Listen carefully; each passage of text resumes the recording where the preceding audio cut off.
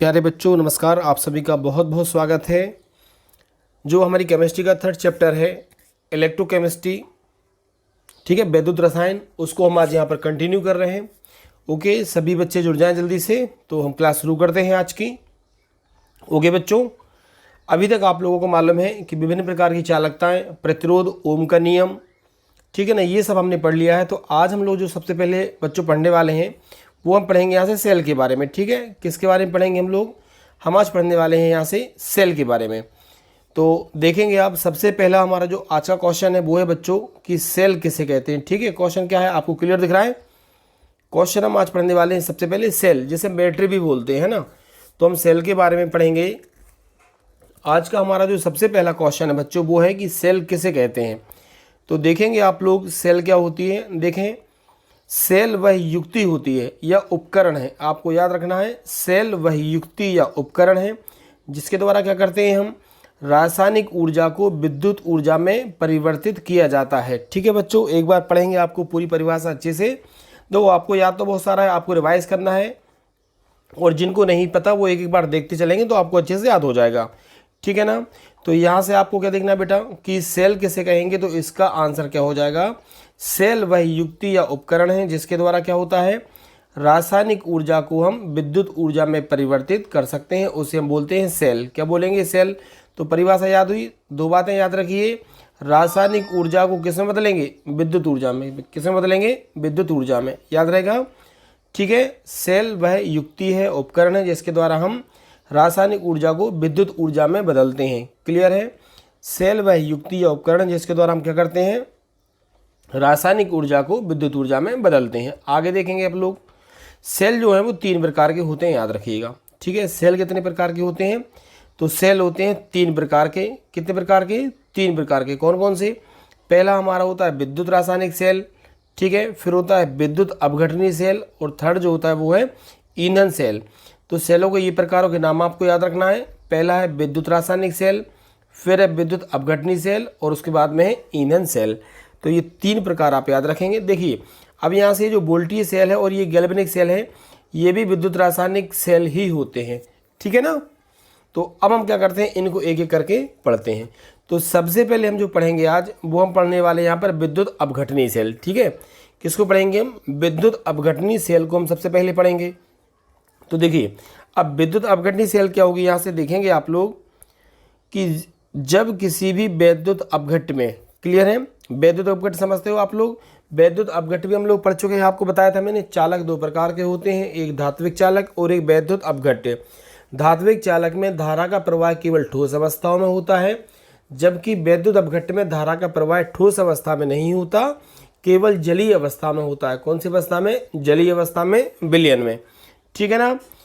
तो क्या होता है, जब किसी भी वैद्युत अपघट्ट में विद्युत धारा प्रवाहित की जाती है, मतलब किसी भी जलीय विलयन में, ठीक है ना, तो जब किसी भी वैद्युत अपघट्ट में विद्युत धारा प्रवाहित की जाती है तो क्या होता है, ये जो वैद्युत अपघट्ट है वह अपने आयनों में विभक्त हो जाता है, याद रखना। किसमें, आयनों में। ठीक है ना। जब हम क्या करते हैं, किसी भी वैद्युत अपघट्ट में विद्युत धारा को प्रवाहित करते हैं तो वो अपने आयनों में पूर्णतः विभक्त हो जाता है।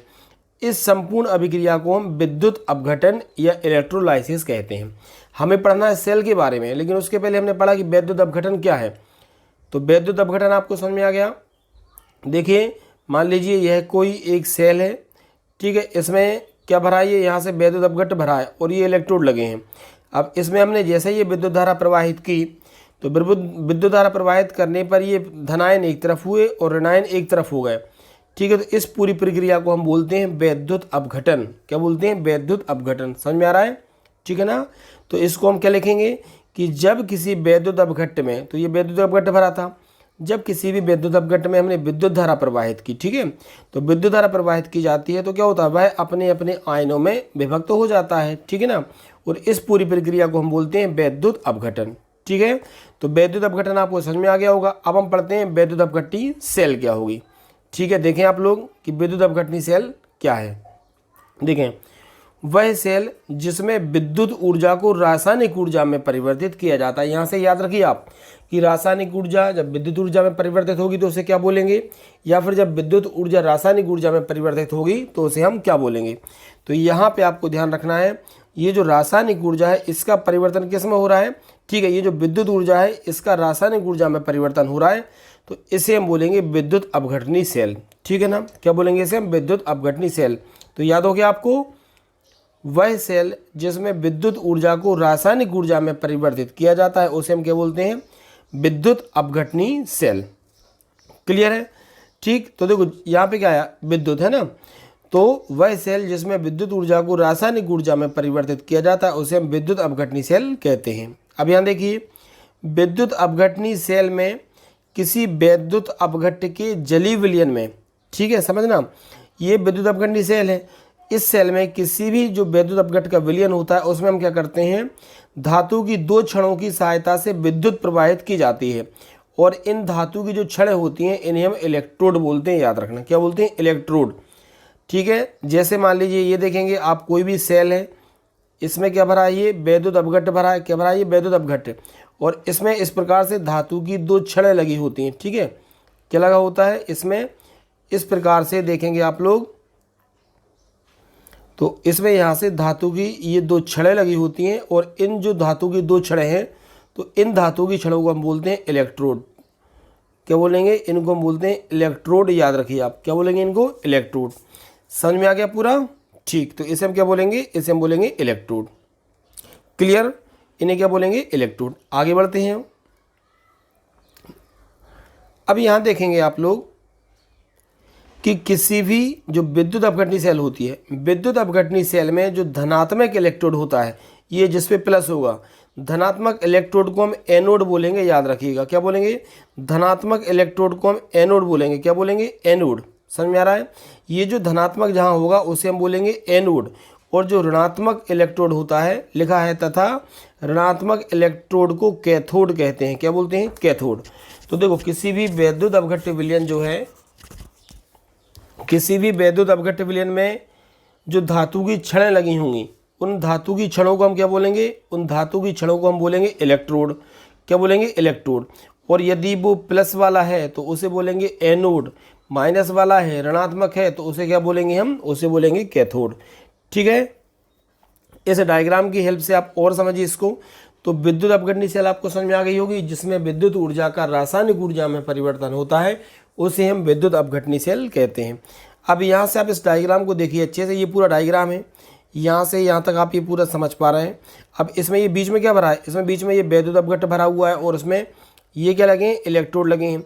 ये प्लस वाला है तो इसे एनोड बोलेंगे, ये माइनस वाला है तो इसे हम क्या बोलेंगे, कैथोड बोलते हैं। ठीक है, इन धातु की छड़ों को हम क्या बोलते हैं, कैथोड बोलते हैं। और ये जो द्रव भरा हुआ है ये पूरा है इलेक्ट्रोलाइट, मतलब वैद्युत अपघट्य। यहाँ से ये से बैटरी जुड़ी हुई है। ठीक है, अब इसकी क्रियाविधि को समझेंगे बच्चों आप, तो इसकी क्रियाविधि को ध्यान से देखिए आप। क्या है कि ये जो सेल थी, ठीक है ना, इस सेल में धारा प्रवाहित करने से, ठीक है, आपको मैं पहले बता चुका हूँ और समझ लीजिए, इस सेल में धारा प्रवाहित करने से धनायन जो ऋणायन है वो इलेक्ट्रोड मतलब कैथोड की ओर जाते हैं। ठीक है, धनायन समझना आप, सेल में जैसे मैं धारा प्रवाहित की तो जो धनायन कहाँ, इस तरफ थे, तो धनायन कहाँ जाएंगे, ऋणात्मक इलेक्ट्रोड की ओर जाएंगे। ठीक है, धनायन जो हैं ये ऋणात्मक इलेक्ट्रोड मतलब कैथोड की ओर जाते हैं और वहाँ गमन करते हैं, तथा देखिए उससे इलेक्ट्रॉन ग्रहण कर क्या करते हैं, अपचयित हो जाते हैं। ठीक है, इसको यहाँ से और समझिए। अभी आपको मैंने जो बताया उसका मतलब ये है कि ये जो धनायन है, जैसे हमने विद्युत धारा प्रवाहित की तो ये जो धनायन है ये कहाँ जाएंगे, ये ऋणात्मक इलेक्ट्रोड की ओर जाएंगे और यहाँ से इलेक्ट्रॉन ग्रहण करेंगे और ये यहाँ पहुँचकर अपचयित हो जाएंगे। ठीक है ना, आगे देखिए,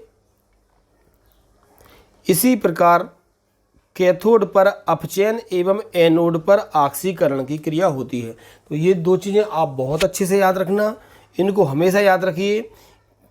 कौन कौन सी, ये जो कैथोड है हमेशा इस पर ऑक्सीकरण होगा, इस पर क्या हो जाएगा, इस पर होगा ऑक्सीकरण, और ऑक्सीकरण का मतलब होता है इलेक्ट्रॉन दान करना, और इस पर होता है अपचयन। क्या होगा, अपचयन का मतलब होता है इलेक्ट्रॉनों को ग्रहण करना। तो एनोड पर हमेशा ऑक्सीकरण होता है और कैथोड पर क्या हो जाएगा, अपचयन। तो इसको आप लोग अच्छे से याद रखेंगे। चलिए आगे बढ़ते हैं। अब इसका उदाहरण समझिए। इसका उदाहरण हम देखते हैं कि मान लीजिए कोई गलत NaCl है, मतलब उसका NaCl का जलीय विलयन है, तो वो वैद्युत अपघट्य हो गया। तो गलित NaCl में अगर हम विद्युत धारा प्रवाहित करते हैं तो वह Na+ और Cl जो माइनस है इन आयनों में विभक्त हो जाता है। ठीक है, आगे देखिए, अतः गलित NaCl का जो विद्युत अपघटन कराने पर कैथोड मतलब धनात्मक, कैथोड पर क्या हो जाएगा, Na+ हो जाएंगे। सोडियम आयनों का सोडियम में अपचयन तथा एनोड मतलब इस पर क्लोराइड जो माइनस है ये कहाँ चला जाएगा, क्लोरीन में ऑक्सीकरण हो जाता है। ठीक है, इनकी अभिक्रियाएं देख लीजिए आप लोग, इनकी रिएक्शन देखें आप लोग कि कहाँ पर क्या क्या होता है। ये कैथोड है, कैथोड मतलब हमारा कौन सा हुआ, ऋणात्मक वाला। ठीक है, ये आप देख पा रहे हैं, ये बैटरी है, ये प्लस वाला एनोड, ये वाला कैथोड। तो कैथोड पर क्या होता है, देखो Na+ थे आयन, ये कैथोड पर पहुंचे और वहां से इलेक्ट्रॉन ग्रहण किया और Na में परिवर्तित हुए, मतलब यहाँ पे क्या हुआ, अपचयन हुआ। इलेक्ट्रॉन ग्रहण किए तो क्या हुआ, अपचयन। इसका अपोजिट होता है एनोड पर। यहाँ से आपको देखना ये क्या था, Cl- मतलब ऋणायन है, क्या है ये, ऋणायन। तो इसे ये क्या मिला, यहाँ से इसने क्या कर दिया, इलेक्ट्रॉन को त्याग दिया। तो यहाँ पे क्या हुआ, ऑक्सीकरण। क्या हुआ, यहाँ पे ये माइनस नहीं आएगा, है ना, तो यहाँ पे क्या हुआ, ये ऑक्सीकरण। क्लियर है इतना, आगे बढ़ते हैं। तो अभी तक आपने पढ़ी थी विद्युत अपघटनी सेल। विद्युत अपघटनी सेल में आप लोगों ने क्या पढ़ा, विद्युत अपघटनी सेल में आपने पढ़ा कि ऐसी सेल जिसमें विद्युत ऊर्जा का रासायनिक ऊर्जा में परिवर्तन होता है। और आपने देखा था कि एक ही सेल में क्या होता है, दोनों इलेक्ट्रोड लगे होते हैं। अब हम पढ़ेंगे विद्युत रासायनिक सेल। तो ये जो है ये विद्युत अपघटनी सेल का बिल्कुल अपोजिट होता है। कैसा होता है, अपोजिट। ठीक है ना, चलिए इसको देखें, इसकी विशेषताएं क्या है। तो सबसे पहले हम पढ़ेंगे कि विद्युत रासायनिक सेल क्या है। तो विद्युत अपघटनी सेल में याद रखना, विद्युत ऊर्जा का रासायनिक ऊर्जा में परिवर्तन, और इसमें क्या हो जाएगा, रासायनिक का विद्युत में। तो देखिए, वह सेल जिसमें रासायनिक ऊर्जा को विद्युत ऊर्जा में परिवर्तित किया जाता है, समझ में आ रहा है, वह सेल जिसमें रासायनिक ऊर्जा को विद्युत ऊर्जा में परिवर्तित किया जाता है उसे हम विद्युत रासायनिक सेल कहते हैं। ठीक है, तो विद्युत रासायनिक सेल क्या होती है, विद्युत अपघटनी सेल की अपोजिट होती है। ठीक है, याद रहेगा। ओके बच्चों, अब इसमें आगे देखेंगे आप लोग कि इसके गैल्वेनिक सेल और जो भी नाम है वो कैसे पढ़े। तो देखिए, इसका आविष्कार सन 1780 में लुइजी गैल्विन ने किया था। 1780 में किसने किया था, लुइजी गैल्विन ने किया था। इसलिए इसे हम किस नाम से, इसलिए इसे गैल्वेनिक सेल कहते हैं। क्या बोलते हैं, गैल्वेनिक सेल। क्यों बोलते हैं, क्योंकि 1780 में लुइजी गैल्विन ने इसका विकास किया था, इसलिए इसे गैल्वेनिक सेल कहने लगे। बाद में सन 1800 में एल सेंडो बोल्टा ने इस सेल को विकसित किया। किसने विकसित किया था, एल सेंडो बोल्टा ने। तो इनके नाम के आधार पर इसे हम बोल्टी सेल भी कहने लगे। क्या बोलने लगे इसे हम, इन्हीं के नाम के आधार पर इसको हम बोल्टी सेल भी कहने लगे। ठीक है, तो इतना आपको अच्छे से याद रखना है। ठीक है, अब यहाँ से आप देखिए, आगे देखेंगे आप, अब यहाँ से देखेंगे तो विद्युत रासायनिक सेल, देखो सेल होते हैं 3 प्रकार के, विद्युत रासायनिक सेल, विद्युत अपघटनी सेल और ईंधन सेल। तो हम सेकंड वाला कौन सा पढ़ रहे हैं, हम सेकंड वाला पढ़ रहे हैं अभी, विद्युत रासायनिक सेल। अब ये जो विद्युत रासायनिक सेल हैं, ये विद्युत रासायनिक सेल 2 प्रकार के होते हैं। कितने प्रकार के, 2 प्रकार के। पहला होता है प्राथमिक सेल और दूसरा होता है हमारा द्वितीयक सेल। कौन कौन से, प्राथमिक सेल और द्वितीयक सेल। ठीक है, अब इसकी तो प्राथमिक सेल और द्वितीयक सेल ये तो समझ में आ गया। अब अगला जो वीडियो आएगा उसमें हम आपको बताएंगे कि प्राथमिक सेल और द्वितीयक सेल क्या होते हैं। अब हम यहाँ पे पढ़ेंगे जो विद्युत रासायनिक सेल होता है उसकी विशेषताएं क्या क्या हैं। किसकी विशेषताएं, विद्युत रासायनिक सेल की। तो इस सेल की विशेषताएं देखिए आप लोग। पहली विशेषता कौन सी है कि विद्युत रासायनिक सेल जो होता है रासायनिक ऊर्जा को विद्युत ऊर्जा में परिवर्तित करता है। तो ये मैंने आपको अच्छे से बता दिया था। ठीक है, विद्युत रासायनिक सेल क्या करता है, रासायनिक ऊर्जा को विद्युत ऊर्जा में परिवर्तित करता है। बात समझ में आ गई। सेकंड आप देखेंगे तो विद्युत अपघटनी सेल में धनात्मक इलेक्ट्रोड जो था वो एनोड था। अब इसमें देखिए, इस सेल में एनोड ऋण ध्रुव हो जाएगा और कैथोड कैसा हो जाएगा, धन ध्रुव, मतलब विद्युत अपघटनी सेल का अपोजिट हो जाएगा। ठीक है, अब इसमें देखिए लवण सेतु की आवश्यकता होती है। अभी हम आपको बताएंगे क्या होता है ये। तो इसमें क्या होता है, लवण सेतु की आवश्यकता होती है। अब इसमें जो इलेक्ट्रॉन है वो एनोड से कैथोड की ओर गति करते हैं। इसमें इलेक्ट्रॉन कहाँ से आते हैं, एनोड से कैथोड की ओर जाते हैं।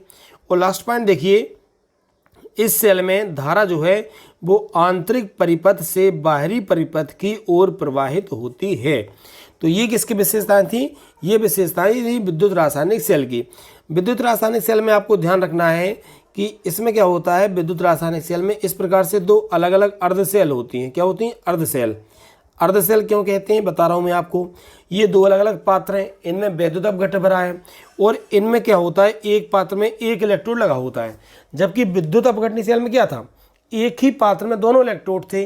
अब जब ये अलग अलग इलेक्ट्रोड हैं दोनों पात्रों में, तो इस अलग अलग को हम क्या बोलेंगे, जैसे ये अलग है, ठीक है, ये वाला अलग है, ये वाला अलग है, तो इनको हम अर्ध सेल बोलते हैं। क्या बोलेंगे? इनको हम अर्ध सेल बोलते हैं। क्या बोलेंगे? अर्ध सेल। अब जब ये अलग अलग है तो इनको हम किसी चीज़ से जोड़ेंगे, तो इनको जोड़ने के लिए, ठीक है, हमें लवण सेतु की आवश्यकता होती है, यह साल्ट ब्रिज। तो इसे हम बोलते हैं साल्ट ब्रिज। क्या बोलेंगे? इसे हम बोलते हैं साल्ट ब्रिज। ठीक है, तो आज की हमारी क्लास इतनी ही रहेगी बच्चों। ठीक है, अब ये विद्युत रासायनिक सेल जो है, इसकी पूरी क्रियाविधि और लवण सेतु क्या होता है, ये कल की क्लास में आपको समझाऊंगा। ओके बच्चों, वीडियो अच्छा लगा हो तो लाइक और कमेंट जरूर करिएगा। ठीक है, थैंक यू।